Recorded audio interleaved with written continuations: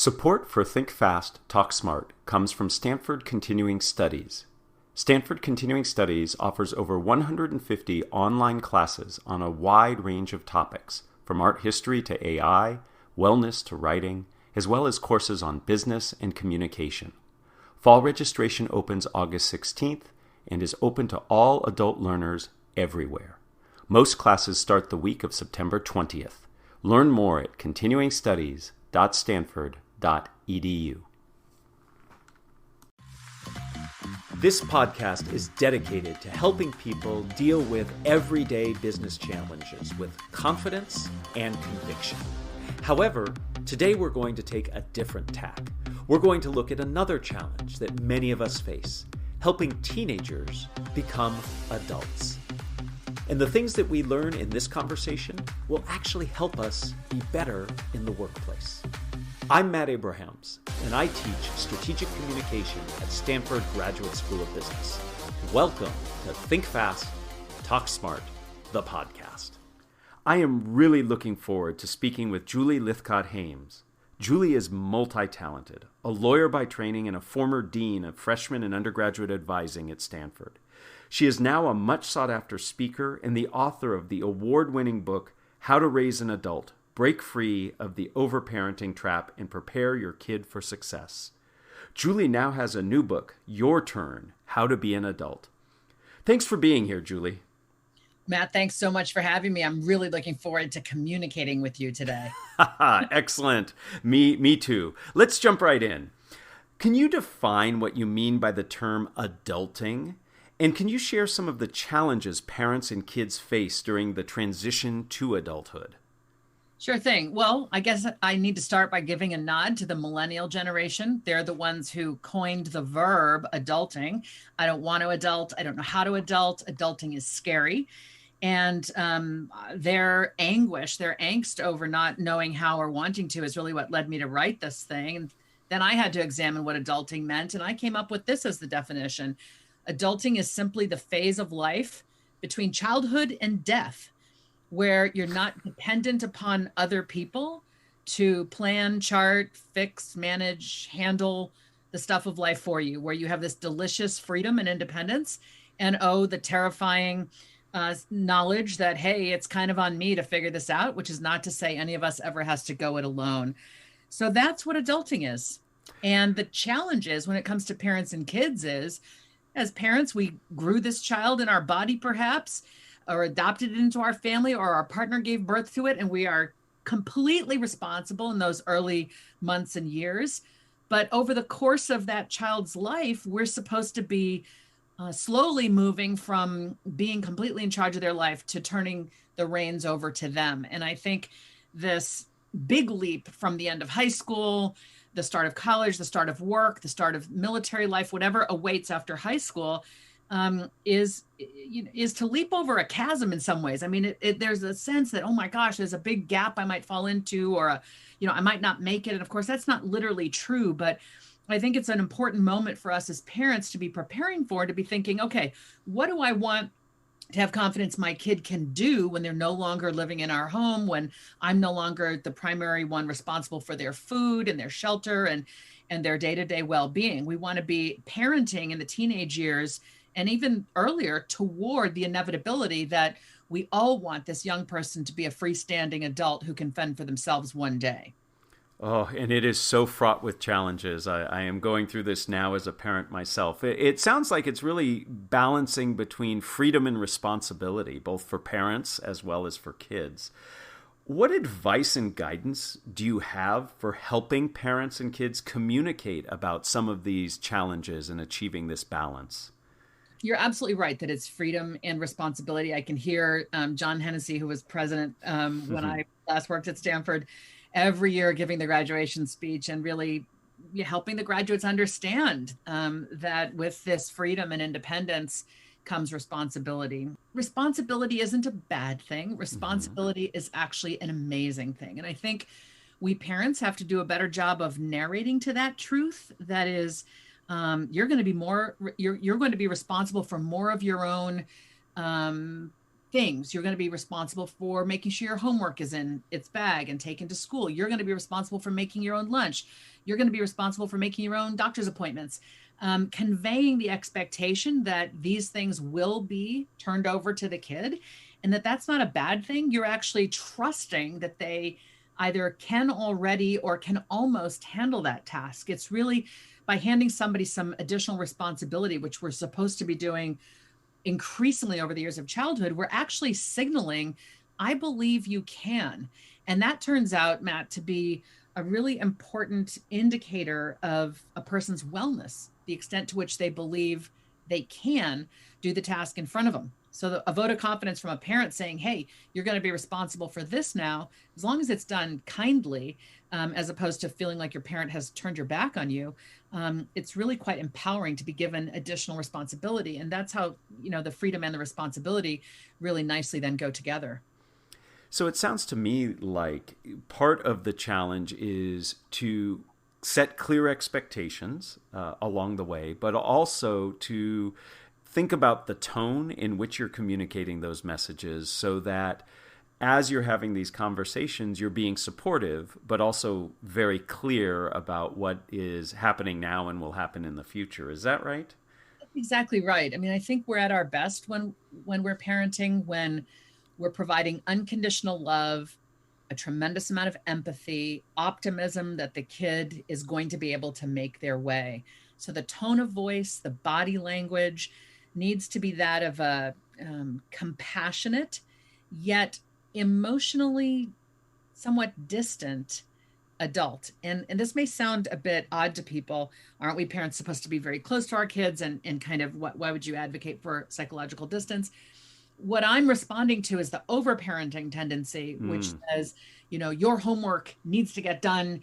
You need to get an A. You need to get into this college or go off and do this career so that I feel okay as a parent. That's a psychological intertwinedness that's actually really unhealthy for both the kid and for the parent.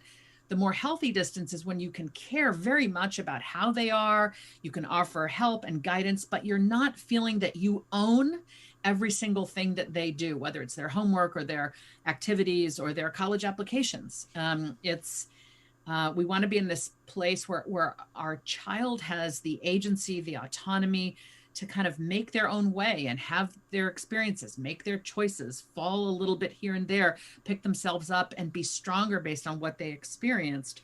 And our tone needs to be even and positive, optimistic, kind, and loving, but never nudging them like, why aren't you doing it better? We expect better of you, or, and certainly not being, disinterested.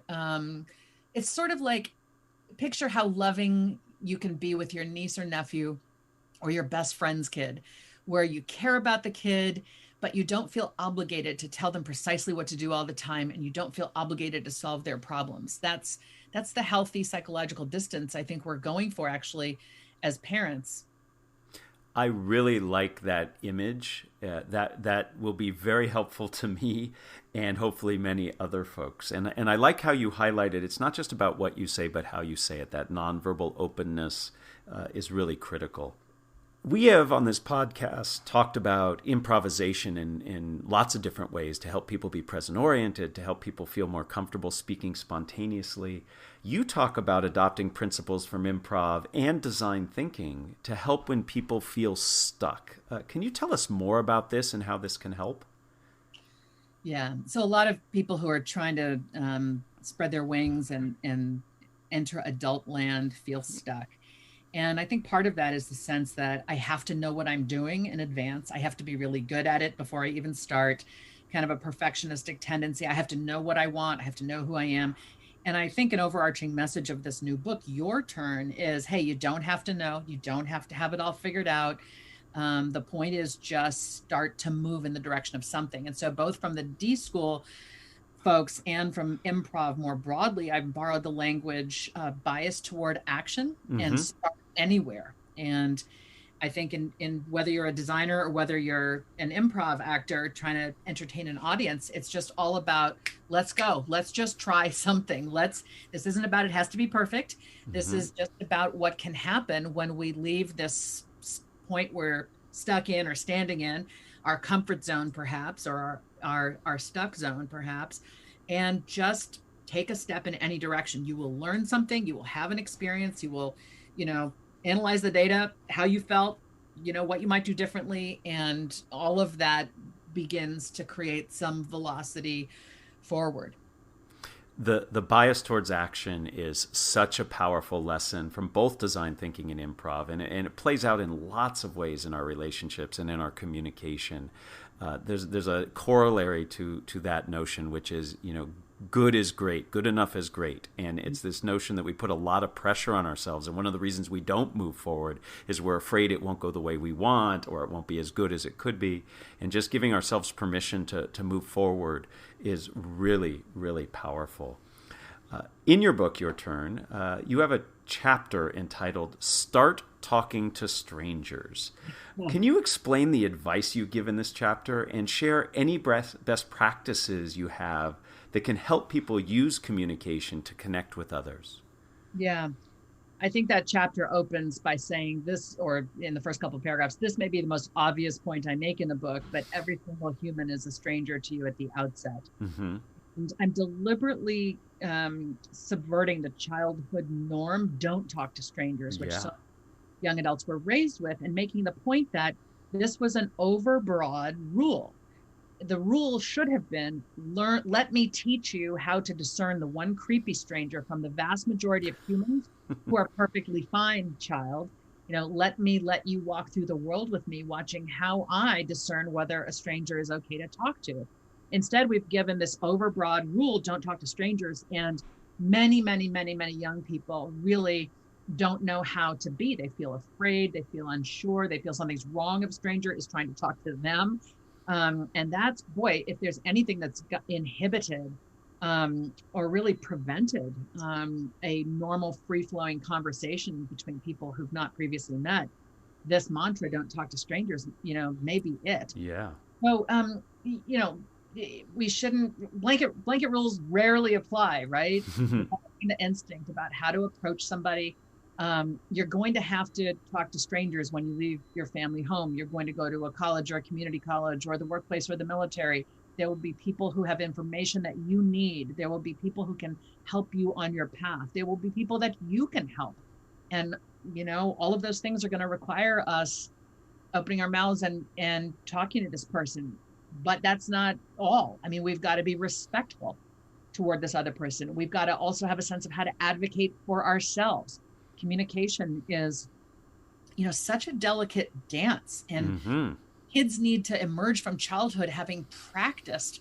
Matt, here's a fascinating thing that I end up putting in the pages of Your Turn that I got from psychologist and Stanford alum Lori Gottlieb. She says, Julie, so many young adults don't know how to communicate with their significant others or their boyfriend, their girlfriend, the person they're dating. And they show up in her therapy practice and they say, oh, I broke up with my boyfriend. We had an argument and he wasn't 100% there for me. So I dropped him. And she says, Julie, here's what I think is going on.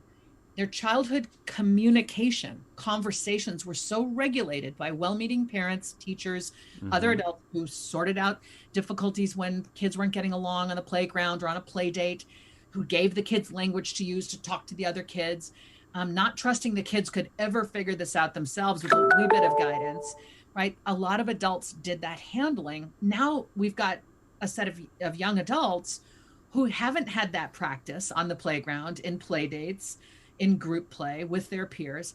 And they think that when someone loves them, it means I'll drop everything to support you. You know, parents basically behave that way. Like, you're not happy at school, I'll go argue with the teacher for you. And instead of letting the child practice how to have a difficult conversation with somebody, so they become this young adult who doesn't have the skills to communicate in what we would call run-of-the-mill situations, a conversation with a friend, a conversation with a lover, a conversation with a colleague or a boss.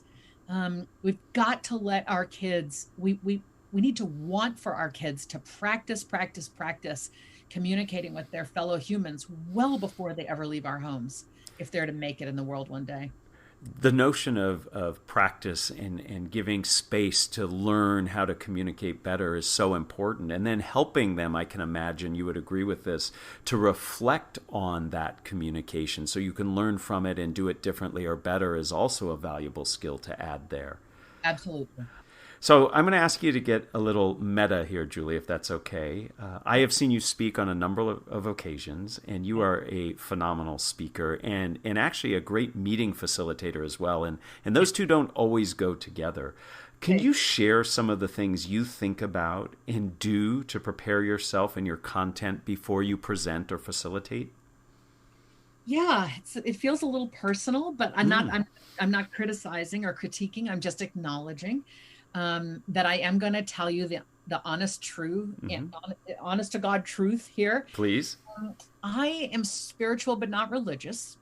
And as a way to kind of get my mindfulness game going, when I'm backstage about to give a big talk, I offer what some might call a prayer. I am trying to summon my gratitude for where I am and for what's about to happen.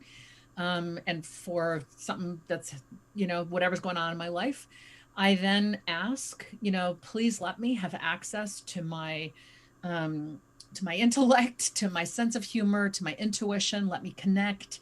Let me help everybody here somehow feel seen in the message I'm trying to deliver. I'm centering myself. I'm trying to create space between wherever I just was, hurrying to get there. If I'm late, pre-pandemic, the traffic was bad, or, I left too late, or I'm a little stressed. I just try to put a buffer between everything that came up to that, that happened before that moment and the moment that I'm entering. I'm trying to create a new container in which the conversation, whether it's a speech to an audience or a conversation among humans where I am just one of, I'm a fraction of the whole. I'm trying to be intentional about what I need to do to create a safe and welcoming and interesting and engaging conversational experience. Wow. Thank you first for sharing that. And second, so many things going on in that ritual that you go through that are so helpful. The ability to be present and getting yourself in the present moment, focusing through what you called prayer, others call mantra, just focusing on the strengths that you bring to the situation. Many of us feel so intimidated and think about all the deficiencies we have before we communicate in front of others, and to focus on our strengths can only help. And to really think about the experience. I love that idea of the container that's being created, and thinking about that experience can only help. So many lessons to learn in what you just shared, and so many lessons to learn in watching you speak and facilitate. Before we end, I'd like to ask you the same 3 questions I ask everyone who joins me on this podcast. Are you up for that? I'm up for it, Matt. Excellent. Number 1, if you were to capture the best communication advice you ever received as a 5 to 7 word presentation slide title, what would that be? Stop using slides. That might be the best answer to that question, given that I'm asking for a slide title. Excellent. Tell me more. Tell me what slides, what it is about slides that bother you? Yeah, well, I think some people do manage to use slides quite artfully as a way to enhance whatever it is they're doing with their body language and their actual language. But too many of us, doesn't matter how many degrees you have or what role you play of importance in the world, really rely on the slide to tell the story. To tell the experience. Yes. People end up glazing over. They read your slide instead of reading you. Yes. And look, my work is about connecting with humans, human to human. I actually am interested in the energy that we can create that exists in our bodies, that we can sort of strengthen and raise and share and receive from others. And so my work, this is what makes the pandemic so hard for a speaker like me. I'm trying to create energy through, a Zoom experience and a webcam. But I'm really interested in what can you feel radiating from the message that I am delivering. And the slide, I think if I was to use slides, and you could probably tell from my answer that I don't, I would just use imagery, some kind of image to enhance rather than words. I think it's too confusing. Allow me to go to question number 2. Who is a communicator that you admire and why? Oprah Winfrey. And has had resurgence. Not to say Oprah wasn't ever always on our minds, but she did this amazing interview recently with Harry and Meghan. Yes. And so billions of people got to see her again. But I began watching Oprah. I think her afternoon Chicago-based talk show was on when I was either in my late high school years, certainly my college years. Mm-hmm. She conveyed such a mad respect for humans, Mm-hmm. a deep curiosity about the why behind people's actions and language, and ultimately could be having a really tough conversation with somebody because the topic was tough or because what they did was difficult, bad, wrong, etc., or concerning. But she managed to elucidate difficult subjects without judgment. And I thought it was the most profound intersection of curiosity, respect, and truth. I mean, Oprah was always going to tell her own truth, but you would feel, even if she was disagreeing with you, you would feel kind of held in her arms as she did it. And I just thought that was magnificent. I like the way you dissected that: curiosity, respect, and truth. And certainly she is an expert at all of that. What are the first 3 ingredients that go into a successful communication recipe? Maya Angelou, I believe, said, they're not going to remember what you said. Mm-hmm. They're going to remember how they felt when you said it. Matt, for 10 years, I had the distinct, humbling joy of being the dean of freshmen on the Stanford campus. Mm-hmm. And I got to give a big speech, many big speeches in a year, but orientation is what I'm thinking of. And in the noise of orientation, 200 events across 6 or 7 days, I knew whatever I said was not going to be memorable. They were drinking from a fire hose, right? Yes. Just trying not to get wet, just trying not to drown. And yet we wanted some of that water to land because it would be nourishing. And so I aimed to convey that feeling, right? You will probably not remember the words, but hopefully you are having an experience of being respected and helped and aided and cared about and rooted for. So I think that's the advice. Yes, you're going to use words, but what is it ultimately that you hope the recipient, the listener, the reader is going to take away? My new book, Your Turn, the narrative voice of that took me 3 years to kind of find and hone. And it ultimately is trying to be me trying to be this compassionate, frank, older person saying, I know you're terrified. I get that. It's valid. And the thing is, you gotta step into the adult place. And I'm here rooting for you, and I'm going to be alongside you on these pages, and you're going to be okay. Yes, you will. And to try to do that on the page, I mean, readers will have to let me know, did I succeed or not? And maybe in some chapters I did, and others I didn't. But that's, it's trying to imagine how the other person is going to receive any of the stuff you have to offer. And instead of focusing too much on who am I and how am I, what do I, think about it from their perspective. It'll take some of the pressure off you, I think, and it allows you to create empathy for your reader, your listener, your audience. And ultimately, that's going to lead to a great presentation, a great communication. The notion of focusing on your audience and what they need is a recurrent theme that we hear across these podcast episodes. What you've added to it around this notion of really thinking about the experience and the feeling is very, very important as well. Thank you for that. Thank you for all of your time and your insights. Your ideas about support, compassion, both for ourselves and for the young adults we're talking to, is critical. And these lessons extend well beyond transitioning into adulthood. I encourage everyone to take time to read Julie's books and to watch her talks. Thank you so much, Julie. Matt, thanks for having me. And to all the listeners, thanks for spending time with me today. I appreciate you. Thank you for listening to Think Fast, Talk Smart, the podcast, a production of Stanford Graduate School of Business. To learn more, go to gsb.stanford.edu. Please download other episodes wherever you find your podcast.